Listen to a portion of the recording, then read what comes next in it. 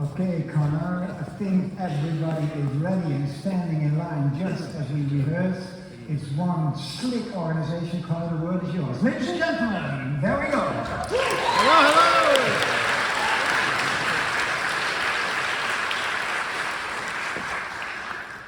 Well, it's great to be here today to celebrate 200 years of Braille, and I think how we preserve the cultural legacy of minority communities has become a priority for those whose stories have been neglected throughout history.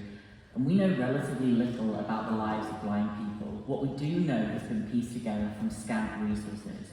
But this year we celebrate 200 years of Braille, and it's perhaps the most life-changing of developments in the lives of blind people. The European Blind Union Braille Working Group invites you to share reflections on this milestone, and we'll make them available on the Living Braille website, where we're actually going to be publishing one story every day this year. And it's a celebration, but it's also a way of enabling blind people to tell our own stories and create what we call a cultural legacy for future generations. So today we're going to share some of these stories with you, and we invite you to contribute to our work as well. And I'll pass you on to my colleague.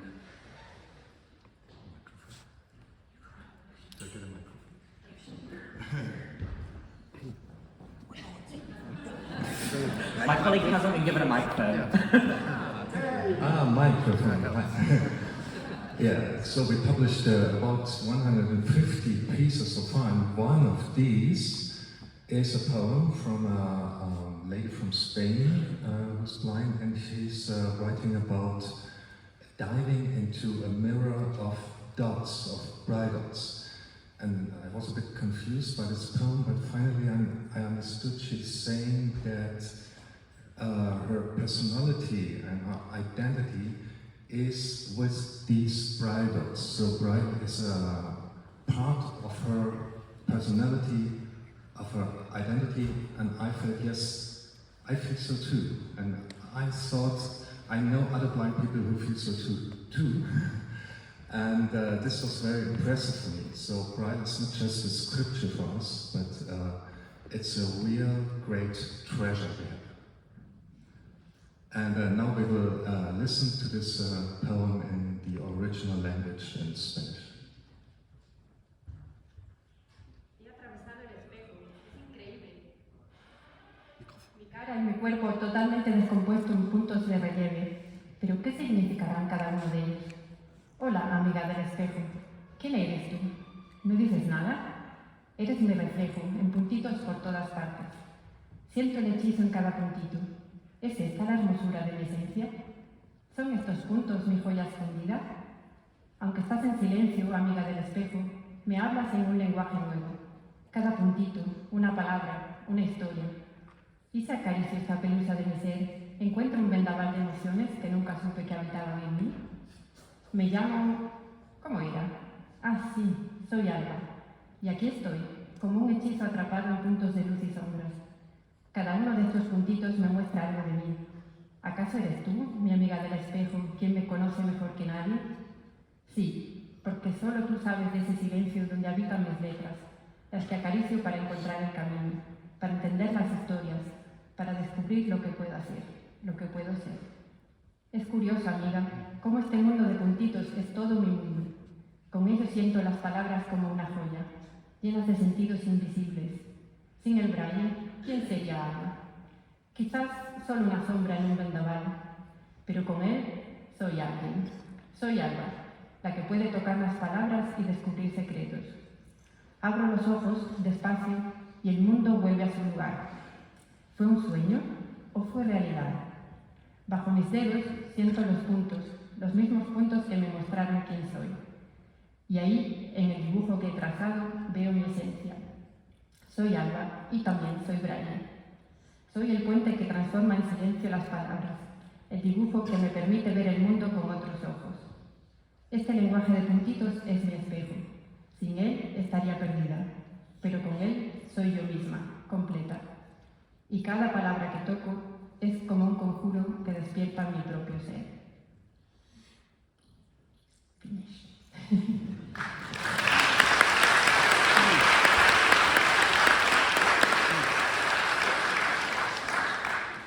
So hello everyone. On our Living Braille website, we get contributions from all over the world.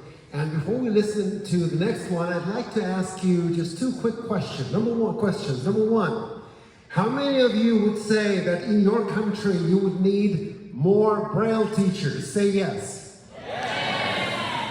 Oh, okay. Question number two, specifically for our American guests. There's a very controversial public figure who used to say this: our fun and learning never ends. Here's what we did today. Who was that public figure? Barney. Somebody said Barney. Okay, so the first question was easier. The second question was more complicated. And now we're going to Russia to see how some of our friends are following the Barney motto, but also teaching Braille. We recorded a quick interview with two sisters who wrote into Living Braille. We only have 10 minutes to add the English to this, so these two wonderful ladies will be talking with my voice, and that's not exactly cool, but at that point there's nothing else we could do. But if we watch the interview, let's go.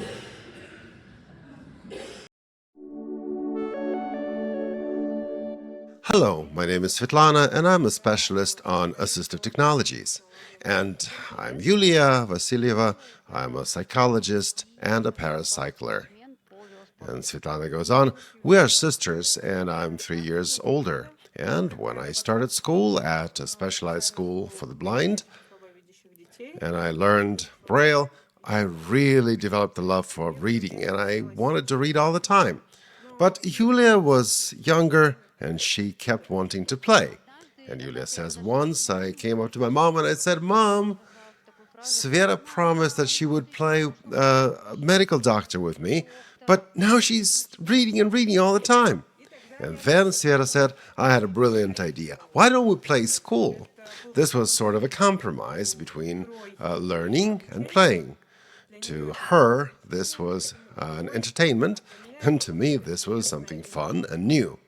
And Yulia says, I didn't quite immediately agree. First, I said, oh, you will be giving me a hard time. But then they gave me a school bag, and I put all the school things that I could find, like pencils, books, and everything I could find for the school. I would put in that bag, and I came up to Sveta, and I said, well, let's start school. Let's start teaching me. But Sveta said Yulia had two conditions that I had to obey. First, we had to have a school bell, and we found a tambourine which served as a school bell for us. The second condition was, and Yulia continues, yes, the second condition was lunch. At school there are always lunches, right? But they've got to be tasty.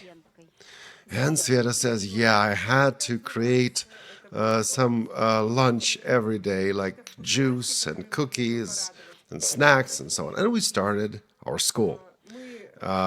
We learned reading and writing using slate and stylus. I actually stole first-class textbooks from school, reading and math textbooks, and Yulia started to learn reading and writing. And Yulia says, yes, remember that Sveta was just out of third grade, and Yulia was not in school at all. And throughout the summer, we actually passed the entire first year schedule or program. But Yulia was very active, and she would easily get bored. And Yulia says, yes, sometimes I would run into a different room, and Sveta thought I was reading there, but I was just sitting quietly. Or I would notice that the letter has 3 dots, and I would say, oh, it's an L, or it's an M, it's an O, whatever has 3 dots. But the most terrible punishment to me was a reading of a specific book that Sveta made me read page by page if I was really misbehaving. And that book was called The Childhood of Volodya Ulyanov. That's Vladimir Lenin. And I still hate that book. Oh, so what did you do with it? Well, I tore it into pages with great pleasure, knowing that I will never see that book again in my life. I tore it into pages and then I threw the pages away. But now I understand that if not for Sveta, I would have a very difficult time at school. Because, I'm having a hard time keeping in my place. And I wouldn't be able to learn Braille just sitting at the school desk for hours, reading and writing, that would be too boring to me. So I'm really, really grateful to Sveta for what she's done for me.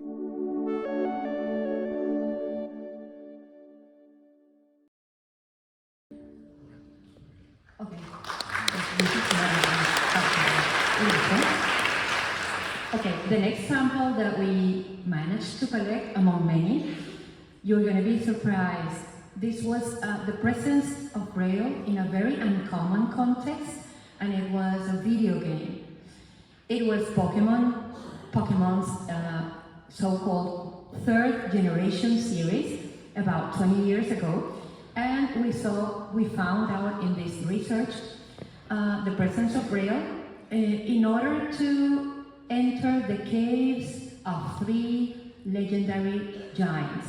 We are talking, I'm sure maybe among you guys there are many or several at least Pokemon freaks, right? So yeah, it was in order to enter these caves of these 3 giants, the player should be able to decode a message in Braille. I am referring to Ruby, Sapphire, and Emerald, right? And so, yeah, not only to enter the cave, but also within the cave, you were supposed to decode all their messages. So in the image, those of you who can see it, you will see that there is this multicolored background with black upstanding points or dots, right? And so why was this done? Of course, we can infer that the designers of the video game were not interested in promoting Braille as such. I mean, but they found it, secretive enough, or hidden enough, or peculiar enough in order to make a difficult guess, right?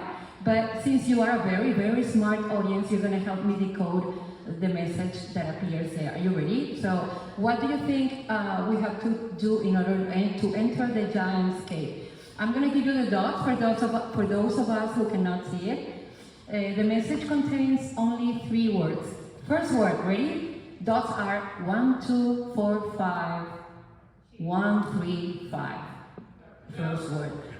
Second word. 1, 3, 6. 1, 2, 3, 4. Okay, great. Third word. 1, 2, 5. 1, 5. 1, 2, 3, 5. 1, 5. And the message reads, and it reads, go up here, that's it. Yay! Who told you that good? That was good. Well, and in our Braille 200 campaign, we received a story which I find has a particular importance because it shows a particularly uplifting role of Braille.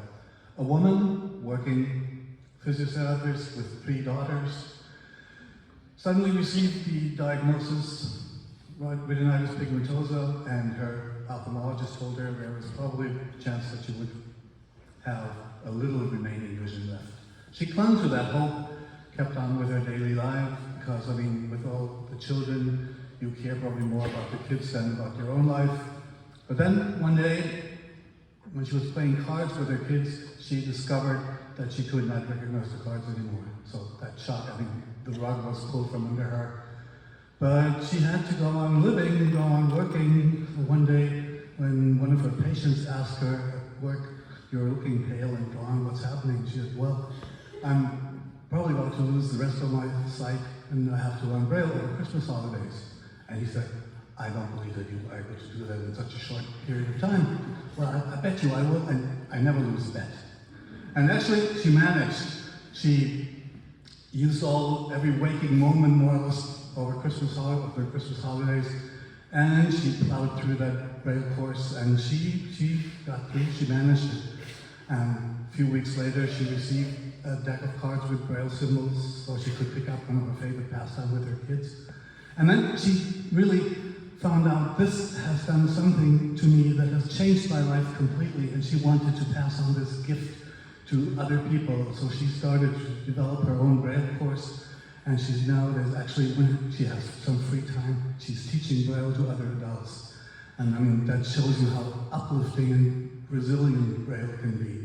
I mean, I have not been able to do this story justice, but that maybe is another pointer for you to go to the Braille 200 website and look at this story. It's called Of Birds and Dragons. It's really worth reading.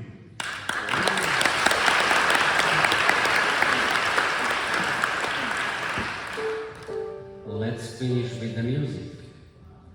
Please close your eyes for a while. This is how it sounds when somebody writes Braille on a piano keyboard.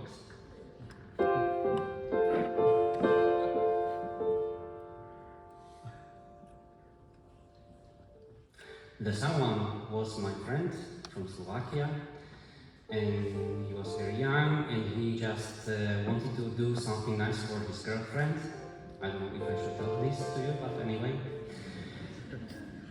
He wanted to write some nice message, and he decoded in a piano piece like this. So just enjoy the rest of it. It's very short, and then we have a really nice kickoff of the part for you with the Braille in lyrics of the song of David Otero and Rosalini.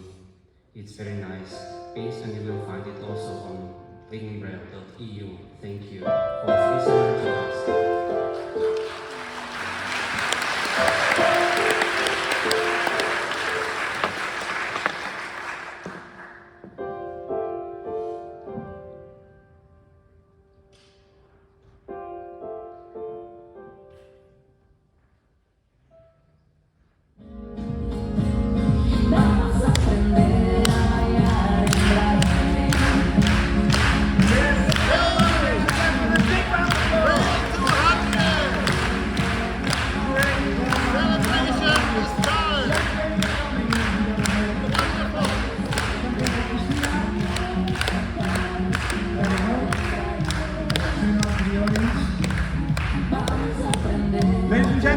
This was today. I want to ask you for a couple of applauses. First of all, my sidekick of today, ladies and gentlemen, Christina.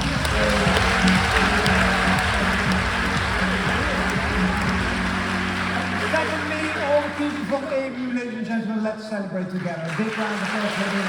Wow, thank you very much. And I invite you, together with the organization, thanks again organization for a great day, to the party which takes place in the main hall. If we exit the hall at the back, then the party will start immediately. I wish you a very great party. Enjoy the evening, and I see you all tomorrow, 9 a.m. sharp. Until tomorrow. Bye.